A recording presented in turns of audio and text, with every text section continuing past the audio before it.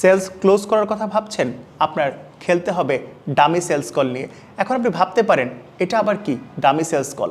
Dummy sales call এমন একটা technique যেটা নাম্বার 1 আপনার রিফ্লেক্স ঠিক করবে।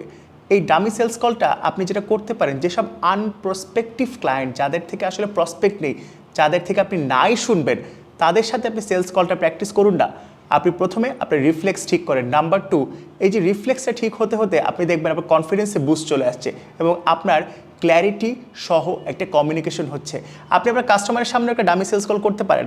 আপনি আপনার কোনো একটা কলিগকে সেট করে রাখুন, তাকে একটা ডামি সেলস কল দিন এবং তার সাথে একটা নেগোসিয়েশন করুন।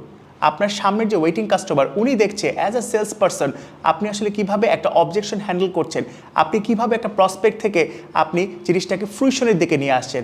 ডামি সেলস কল হতে পারে আপনার এমন একটা হাতিয়ার যেটা আপনার স্কিলকে শার্পেন করবে এবং অ্যাজ আ সেলস পারসন আপনার যে প্রসপেক্ট সেটাকে দিনের পর দিন বাড়িয়ে তুলবে এবং আপনি দেখবেন আপনার ক্লোজার রেট আগের থেকে বেড়ে যাচ্ছে। সো প্র্যাকটিস করুন ডামি সেলস কল।